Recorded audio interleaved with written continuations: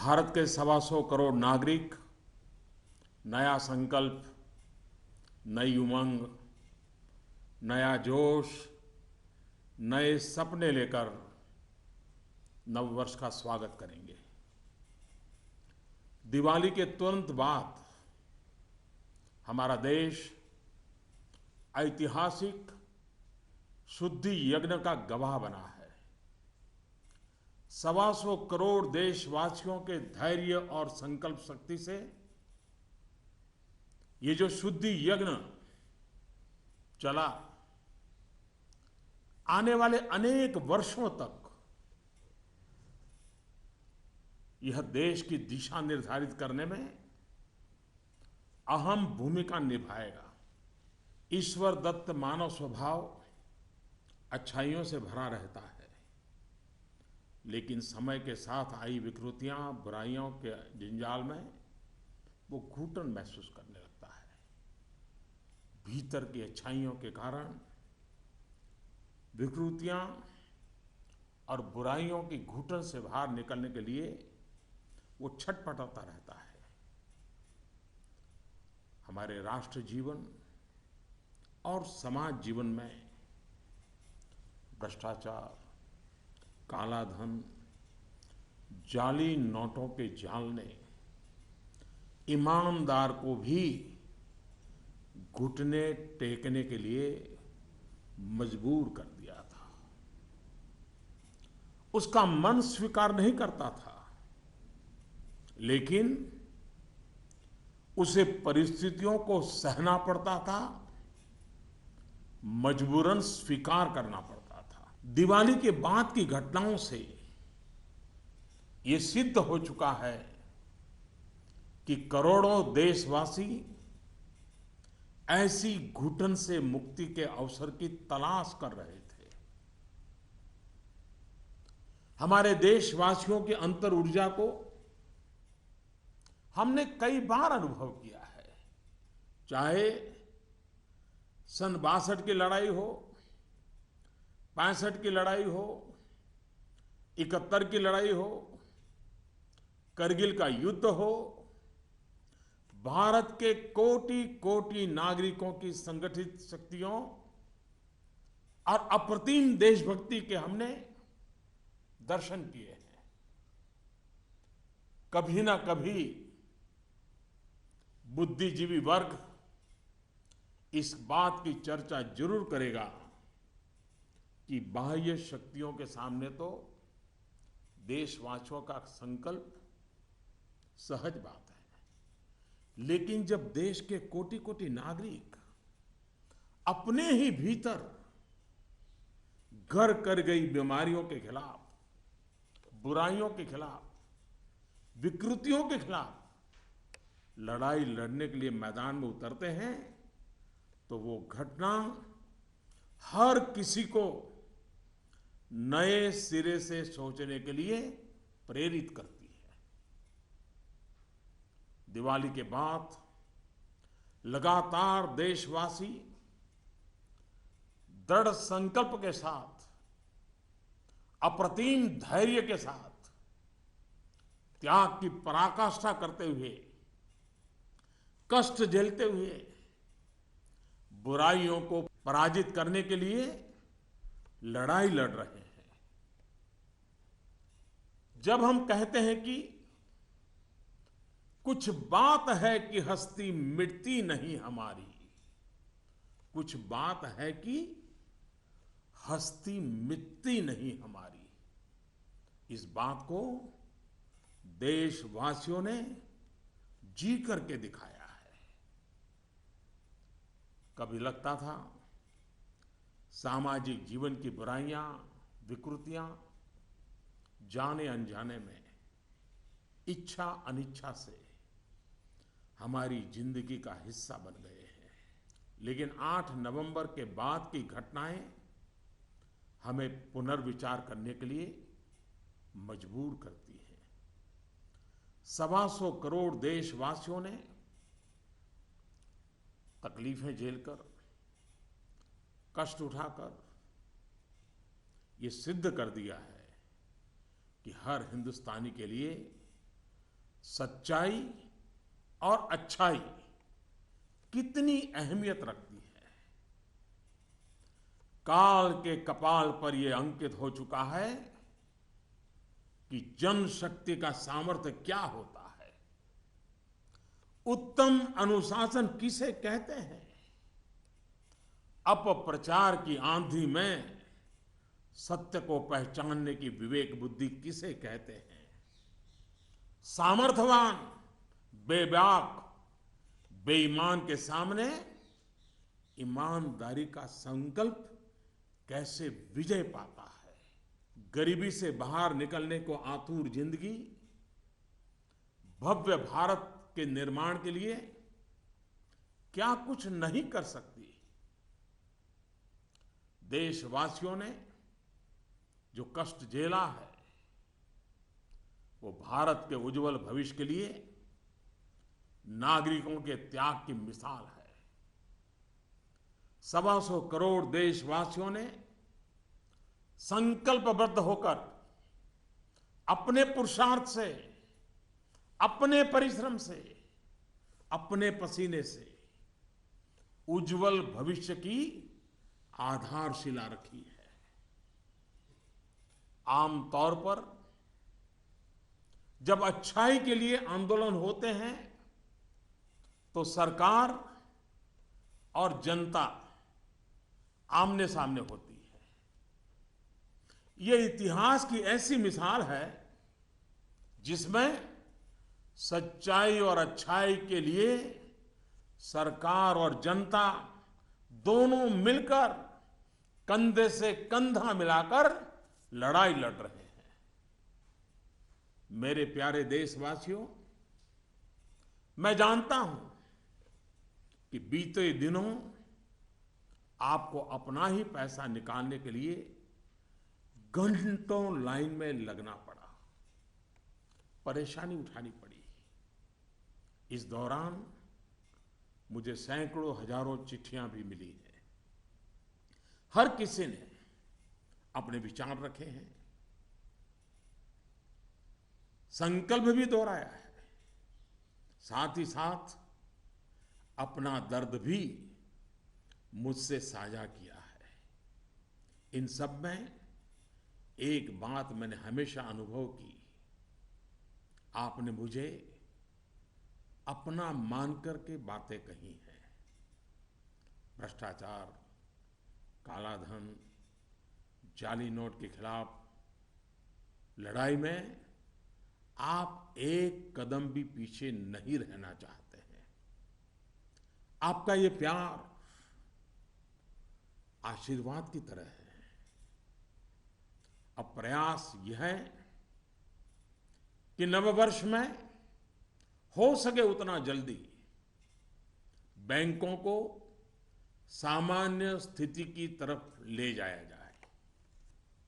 सरकार में इस विषय से जुड़े सभी जिम्मेदार व्यक्तियों से कहा गया है कि बैंकिंग व्यवस्था को सामान्य करने पर ध्यान केंद्रित किया जाए।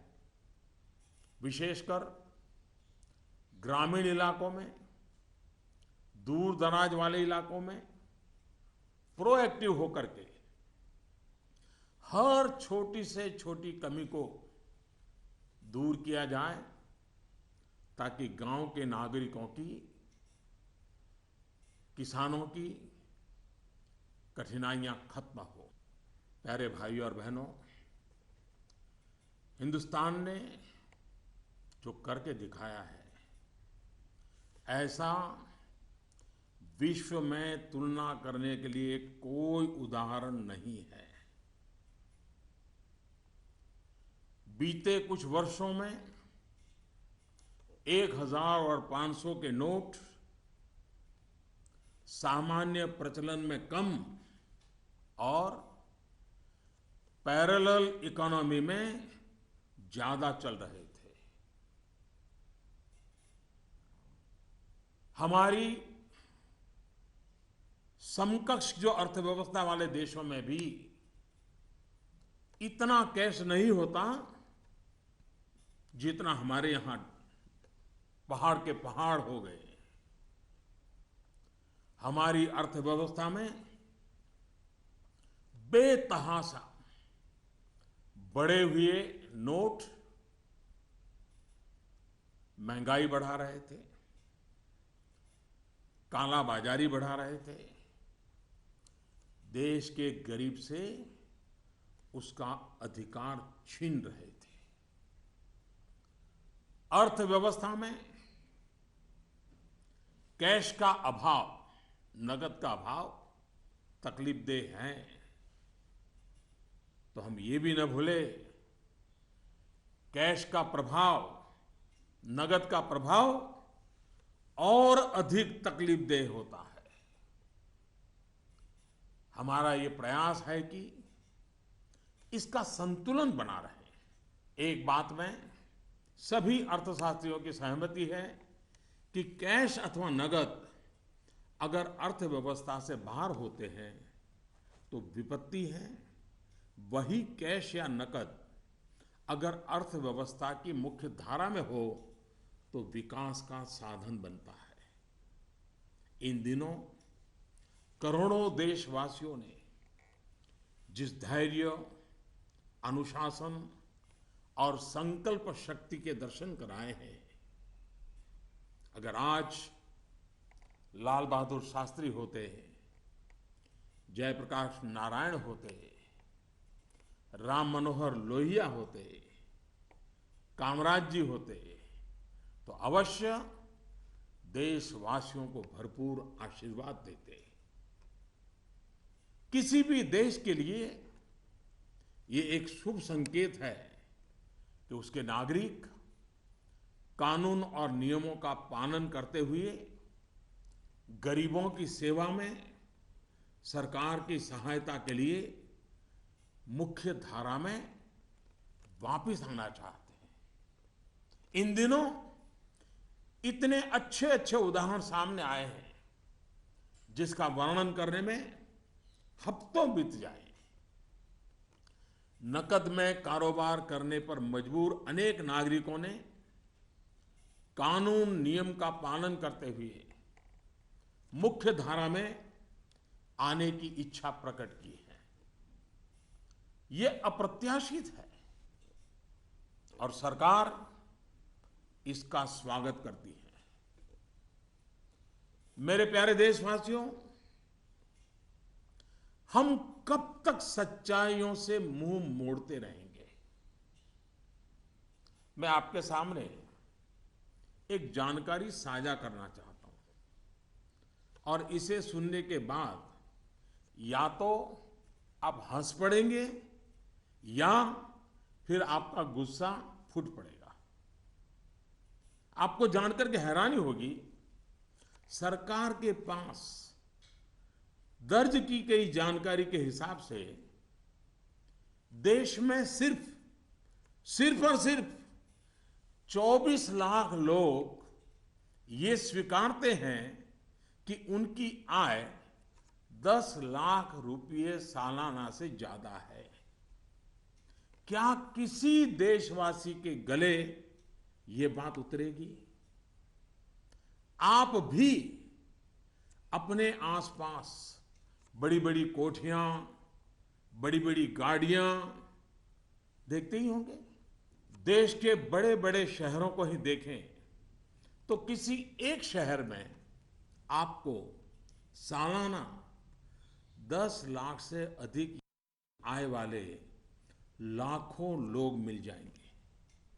क्या आपको नहीं लगता कि देश की भलाई के लिए ईमानदारी के आंदोलन को और अधिक ताकत देने की जरूरत है? भ्रष्टाचार, काले धन के खिलाफ इस लड़ाई की सफलता के कारण ये चर्चा बहुत स्वाभाविक है कि अब बेईमानों का क्या होगा, बेईमानों पर क्या बीतेगी, बेईमानों को क्या सजा होगी। भाइयों और बहनों, कानून कानून का काम करेगा, पूरी कठोरता से करेगा, लेकिन सरकार के लिए इस बात की भी प्राथमिकता है कि ईमानदारों को मदद कैसे मिले, ईमानदारों को सुरक्षा कैसे मिले, ईमानदारी की जिंदगी बिताने वालों की कठिनाई कैसे कम हो, ईमानदारी अधिक प्रतिष्ठित कैसे हो। ये सरकार सज्जनों की मित्र है और दुर्जनों को सज्जनता के रास्ते पर लौटाने के लिए उपयुक्त वातावरण को तैयार करने के पक्ष में है।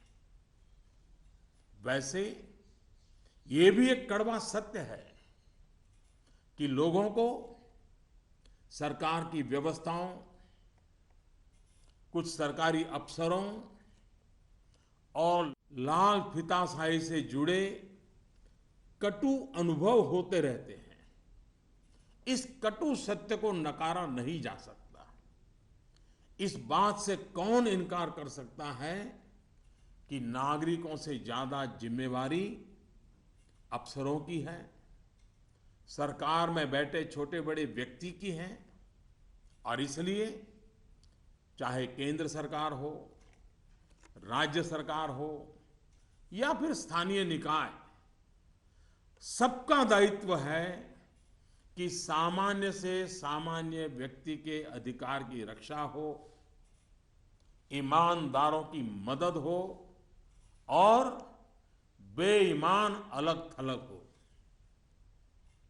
दोस्तों, पूरी दुनिया में एक सर्वसामान्य तथ्य है कि आतंकवाद, नक्सलवाद, जाली नोटों का कारोबार, ड्रग के धंधे से जुड़े लोग, मानव तस्करी से जुड़े लोग, हथियारों के कारोबार में लगे लोग, ये सब लोग काले धन पर ही निर्भर रहते हैं। ये समाज और सरकारों के लिए नासूर बन गया है। इस एक निर्णय ने इन सब पर गहरी चोट पहुंचाई है। आज काफी संख्या में नौजवान हिंसा का रास्ता छोड़ मुख्य धारा में लौट रहे हैं। अगर हम जागरूक रहें तो अपने बच्चों को हिंसा और अत्याचार के उन रास्तों पर वापस लौटने से बचा पाएंगे। इस अभियान की सफलता इस बात में भी है कि अर्थव्यवस्था की मुख्य धारा से बाहर जो धन था वो बैंकों के माध्यम से अर्थव्यवस्था की मुख्य धारा में वापस आ गया है।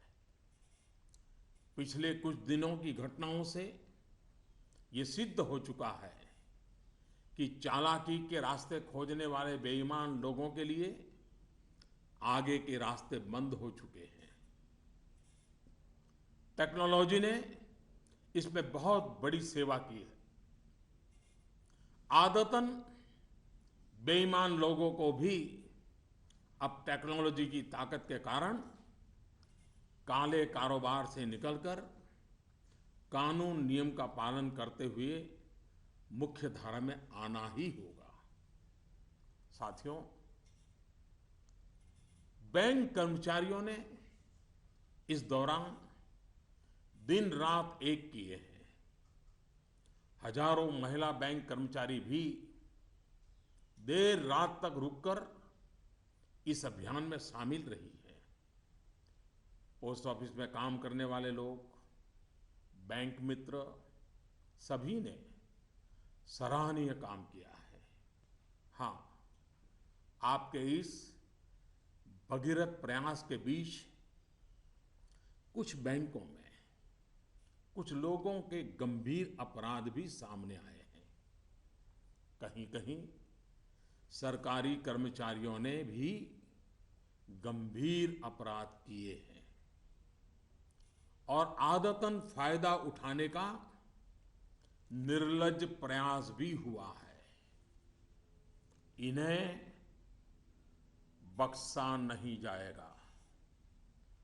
भाइयों बहनों, देश के बैंकिंग सिस्टम के लिए एक स्वर्णिम अवसर है। इस ऐतिहासिक अवसर पर मैं देश के सभी बैंकों से आग्रहपूर्वक एक बात कहना चाहता हूं। इतिहास गवाह है कि हिंदुस्तान की बैंकों के पास एक साथ इतनी बड़ी मात्रा में, इतने कम समय में धन का भंडार पहले कभी नहीं आया था। बैंकों की स्वतंत्रता का आदर करते हुए मेरा आग्रह है कि बैंक अपनी परंपरागत प्राथमिकताओं से बाहर निकलकर अब देश के गरीब, निम्न मध्यम वर्ग और मध्यम वर्ग को केंद्र में रखकर अपने कार्य का आयोजन करें। आज पूरा हिंदुस्तान जब पंडित दीनदयाल उपाध्याय की जन्म शताब्दी वर्ष को गरीब कल्याण वर्ष के रूप में मना रहा है, तब बैंक भी लोकहित के, गरीब कल्याण के इस अवसर को हाथ से न जाने दे। हो सके उतना जल्दी लोकहित में उचित निर्णय करें और उचित कदम उठाएं। जब निश्चित लक्ष्य के साथ नीति बनती है, योजनाएं बनती हैं, तो लाभार्थी का सशक्तिकरण तो होता ही है, साथ साथ इसके तात्कालिक और दूरगामी फल भी अवश्य मिलते हैं। पाई पाई पर बारीक नजर रहती है और इससे अच्छे परिणामों की संभावना भी पक्की होती है। गांव, गरीब, किसान, दलित, पीड़ित, शोषित, वंचित और हमारी महिलाएं जितनी सशक्त होगी, आर्थिक रूप से अपने पैरों पर खड़ी होगी, देश उतना ही मजबूत बनेगा और विकास भी उतना ही तेज होगा। सबका साथ, सबका विकास, इस ध्येय वाक्य को चरितार्थ करने के लिए नववर्ष की पूर्व संध्या पर देश के 125 करोड़ नागरिकों के लिए सरकार कुछ नई योजनाएं ला रही है। दोस्तों, स्वतंत्रता के इतने साल बाद भी देश में लाखों गरीबों के पास अपना घर नहीं है। जब अर्थव्यवस्था में काला धन बढ़ा तो मध्यम वर्ग की पहुंच से घर भी खरीदना दूर हो गया था। गरीब, निम्न मध्यम वर्ग और मध्यम वर्ग के लोग घर खरीद सकें, इसके लिए सरकार ने कुछ बड़े फैसले लिए हैं।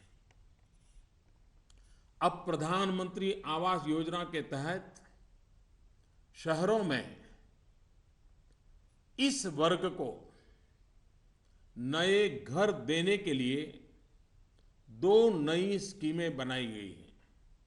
इसके तहत 2017 में घर बनाने के लिए 9 लाख रुपए तक के कर्ज पर ब्याज में 4% की छूट और 12 लाख रुपए तक के कर्ज पर ब्याज में 3% की छूट दी जाएगी। सरकार ने प्रधानमंत्री आवास योजना के तहत गांवों में बनने वाले घरों की संख्या को बढ़ा दिया है। यानी जितने घर पहले बनने वाले थे, उससे 33% ज्यादा घर बनाए जाएंगे।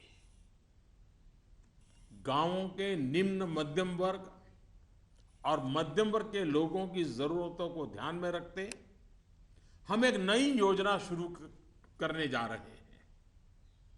2017 में गांव में रहने वाले जो लोग अपने घर का निर्माण करना चाहते हैं या पुराने घर में कोई विस्तार करना चाहते हैं, एक दो कमरे और बनाना चाहते हैं, ऊपर एक आध नई मंजिल बनाना चाहते हैं, उन्हें 2 लाख रुपए तक के ऋण में 3% ब्याज की छूट दी जाएगी। दोस्तों, बीते दिनों चारों तरफ ऐसा वातावरण बना दिया गया था कि देश की कृषि बर्बाद हो गई है। ऐसा वातावरण बनाने वालों को मेरे देश के किसानों ने करारा जवाब दिया है। पिछले वर्ष की तुलना में इस वर्ष रबी की बुआई में 6% ज्यादा वृद्धि हुई है। फर्टिलाइजर भी 9% ज्यादा उठाया गया है। सरकार ने इस बात का लगातार ध्यान रखा कि किसानों को बीज की दिक्कत ना हो, खाद की किल्लत ना हो, कर्ज लेने में परेशानी ना आए।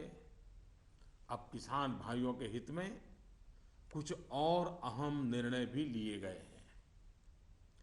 डिस्ट्रिक्ट कोऑपरेटिव सेंट्रल बैंक और प्राइमरी सोसाइटी से जिन किसानों ने खरीफ और रबी की बुआई के लिए कर्ज लिया था, उस कर्ज के 60 दिन का ब्याज सरकार वहन करेगी और किसानों के खातों में ट्रांसफर करेगी। कोऑपरेटिव बैंक और सोसाइटी से किसानों को और ज्यादा कर्ज मिल सके, इसके लिए उपाय किए गए हैं। नाबार्ड ने पिछले महीने 21,000 करोड़ रुपए की व्यवस्था की थी। अब सरकार इसे लगभग 2 गुना करते हुए इसमें 20,000 करोड़ रुपए और जोड़ रही है। इस रकम को नाबार्ड, कोऑपरेटिव बैंक और सोसाइटीज को कम ब्याज पर देगा और इससे नाबार्ड को जो आर्थिक नुकसान होगा उसे भी सरकार वहन करेगी। सरकार ने यह भी तय किया है कि अगले 3 महीने में 3 करोड़ किसान क्रेडिट कार्डों को रुपे कार्ड में बदला जाएगा। किसान क्रेडिट कार्ड में एक कमी यह थी कि पैसे निकालने के लिए बैंक जाना पड़ता था। अब जब किसान क्रेडिट कार्ड को रुपे कार्ड में बदल दिया जाएगा तो किसान कहीं पर भी अपने कार्ड से खरीद बिक्री कर पाएगा। भाइयों और बहनों, जिस प्रकार देश की अर्थव्यवस्था में कृषि का महत्व है, उसी प्रकार विकास और रोजगार के लिए लघु और मध्यम उद्योग, जिसे एमएसएमई भी कहते हैं, इसका भी महत्वपूर्ण योगदान है। इस बात को ध्यान में रखते हुए सरकार ने इस क्षेत्र के लिए कुछ निर्णय लिए हैं जो रोजगार बढ़ाने में सहायक होंगे। सरकार ने तय किया है कि छोटे कारोबारियों के लिए क्रेडिट गारंटी 1 करोड़ रुपए से बढ़ाकर 2 करोड़ रुपया करेगी। भारत सरकार एक ट्रस्ट के माध्यम से बैंकों को ये गारंटी देती है कि आप छोटे व्यापारियों को लोन दीजिए, गारंटी हम लेते हैं, अब तक यह नियम था कि 1 करोड़ रुपए तक के लोन को कवर किया जाता था। अब 2 करोड़ रुपए तक का लोन क्रेडिट गारंटी से कवर होगा। एनबीएफसी यानी कि नॉन बैंकिंग फाइनेंशियल कंपनी से दिया गया लोन भी इसमें कवर होगा। सरकार के इस फैसले से छोटे दुकानदार, छोटे उद्योगों को ज्यादा कर्ज मिलेगा। गारंटी का खर्च केंद्र सरकार द्वारा वहन करने के कारण इन पर ब्याज दर भी कम होगी। सरकार ने बैंकों को ये भी कहा है कि छोटे उद्योगों के लिए कैश क्रेडिट लिमिट को 20% से बढ़ाकर 25% करें। इसके अलावा डिजिटल माध्यम से हुए ट्रांजैक्शन पर वर्किंग कैपिटल लोन 20% से बढ़ाकर 30% तक करने को कहा गया है। नवंबर में इस सेक्टर से जुड़े बहुत से लोगों ने कैश डिपॉजिट किया है। बैंकों को कहा गया है कि वर्किंग कैपिटल तय करते वक्त इस बात का भी संज्ञान लिया जाए। कुछ दिन पहले ही सरकार ने छोटे कारोबारियों को टैक्स में बहुत बड़ी राहत देने का भी निश्चय किया था। जो कारोबारी साल में 2 करोड़ रुपए तक का व्यापार करते हैं, उनके टैक्स की गणना 8% आय को मानकर की जाती थी। अब ऐसे व्यापारी के डिजिटल लेन देन पर टैक्स की गणना 6% आय मानकर के की जाएगी। इस तरह उनका टैक्स काफी कम हो जाएगा। दोस्तों, मुद्रा योजना की सफलता निश्चित तौर पर बहुत ही उत्साहवर्धक रही है। पिछले साल करीब करीब 3.5 करोड़ लोगों ने इसका फायदा उठाया है। दलित, आदिवासी, पिछड़ों एवं महिलाओं को प्राथमिकता देते हुए सरकार का इसे अब डबल करने का इरादा है। मैं माताओं बहनों से भी एक बात करना चाहता हूं।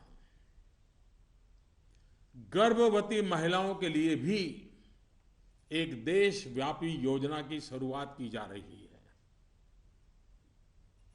अब देश के सभी 650 से ज्यादा जिलों में सरकार गर्भवती महिलाओं को अस्पताल में पंजीकरण और डिलीवरी, टीकाकरण और पौष्टिक आहार के लिए 6,000 रुपये की आर्थिक मदद करेगी।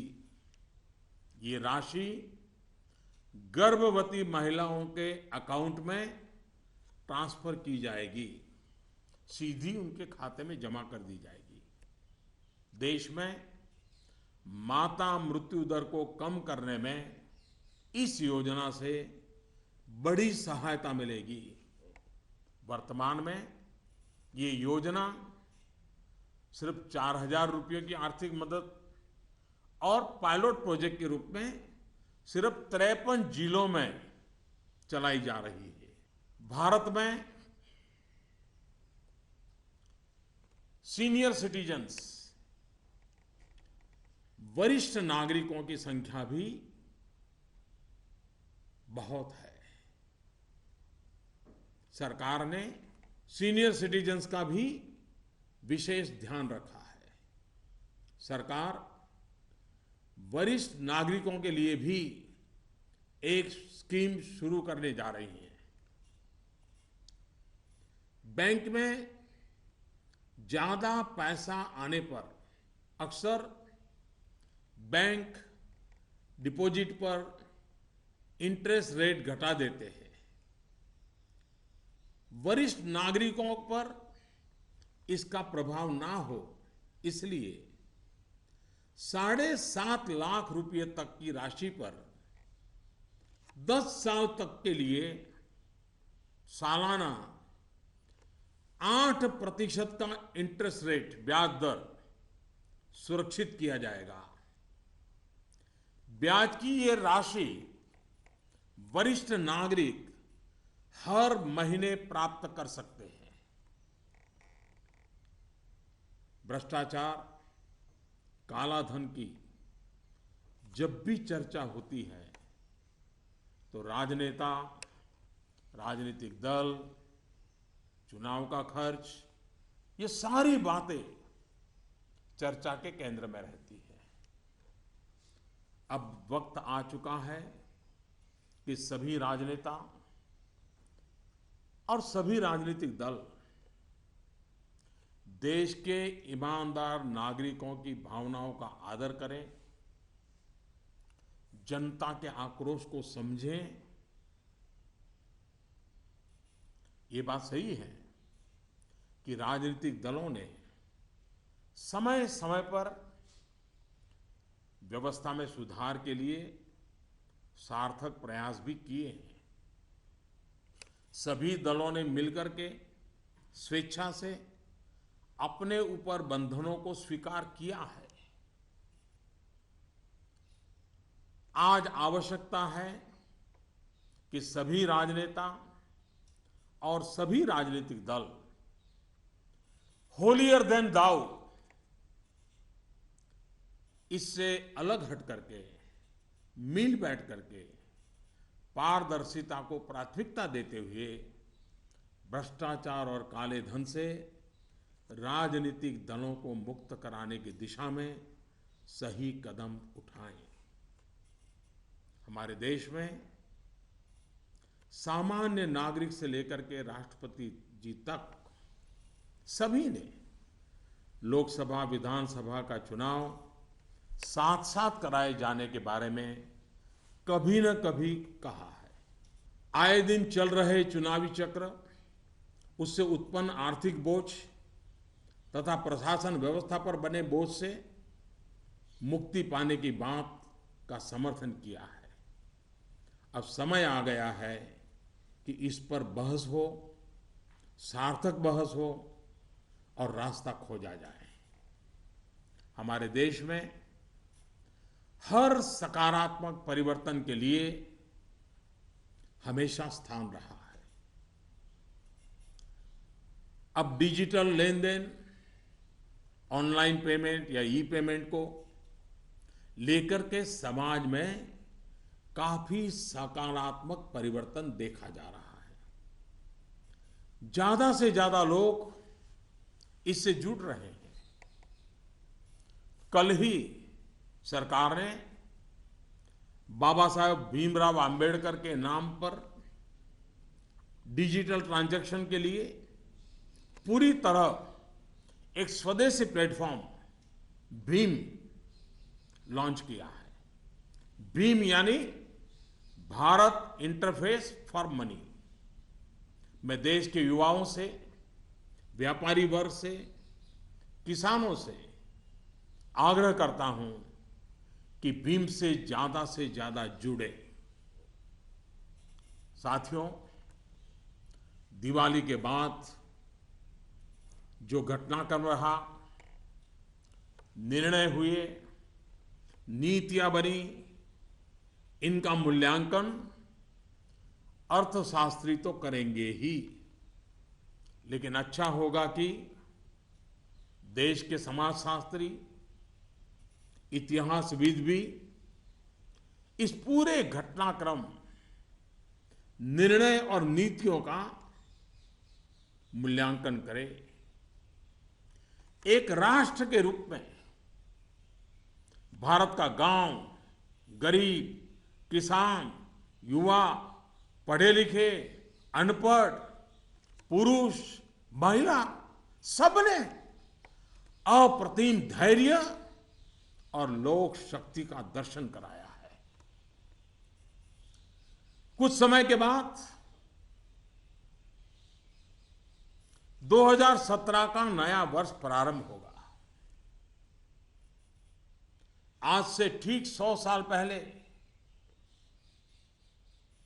1917 में महात्मा गांधी के नेतृत्व में चंपारण में पहली बार सत्याग्रह का आंदोलन आरंभ हुआ था। इन दिनों हमने देखा कि 100 वर्ष के बाद भी हमारे देश में सच्चाई और अच्छाई के प्रति सकारात्मक संस्कार का मूल्य है। आज महात्मा गांधी नहीं है, परंतु उनका यह मार्ग जो हमें सत्य का आग्रह करने के लिए प्रेरित करता है, वह सर्वाधिक उपयुक्त है।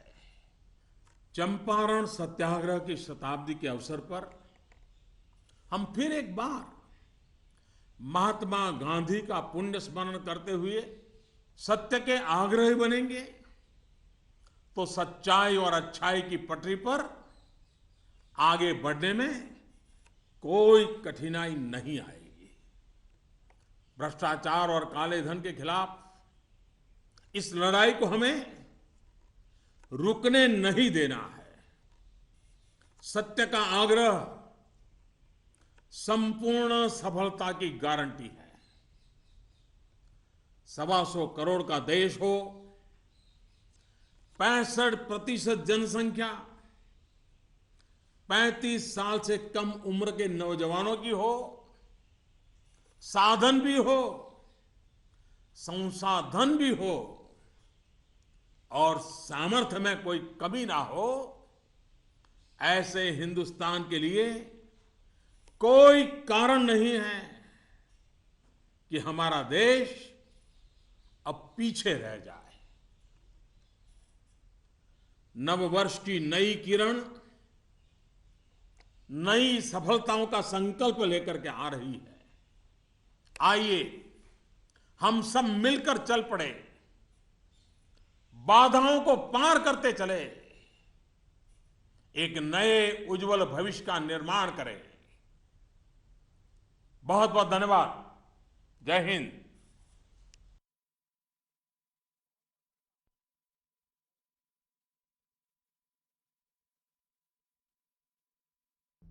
My fellow citizens, namaskar.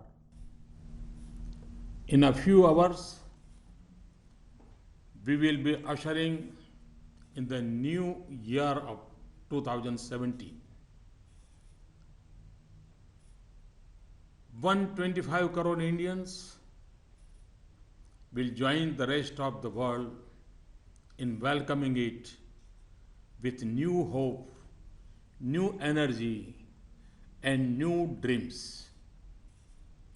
Since Diwali, our nation has been witness to a historic rite of purification.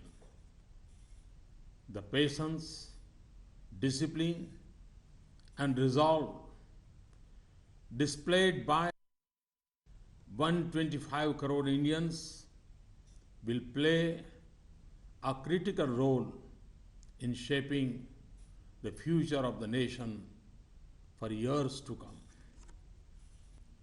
In God's creation, humans are endowed with fundamental goodness.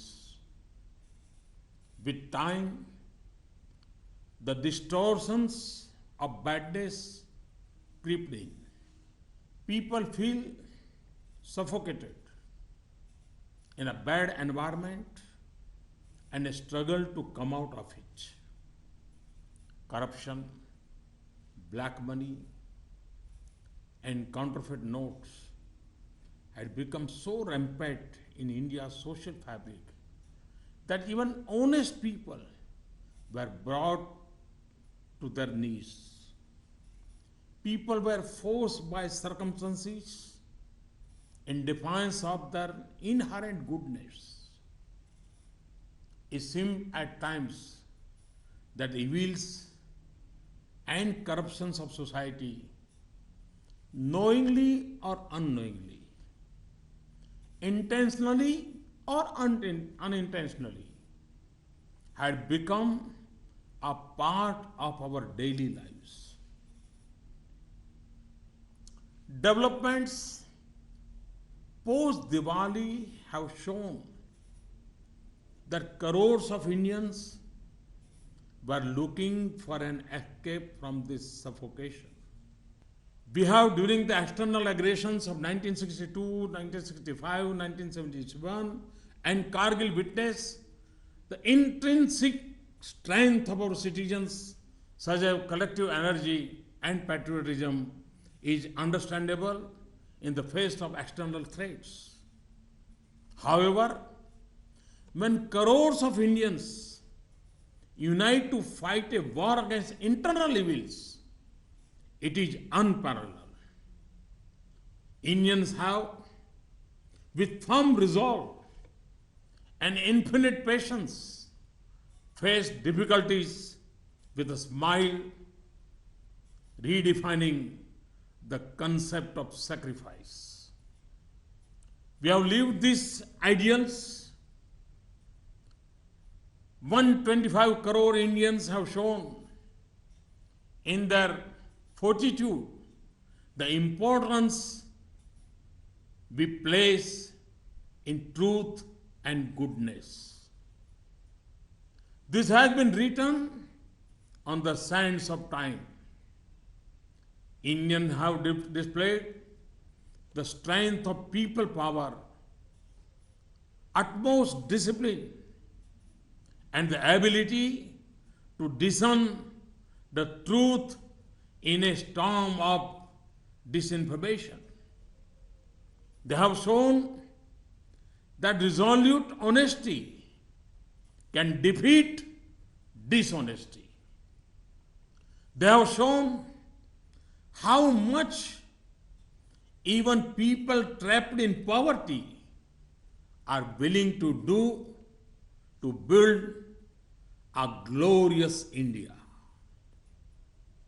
The people, through persistence, sweat, and toil, had demonstrated to the world an unparalleled example of citizen sacrifice for the brighter future of nation.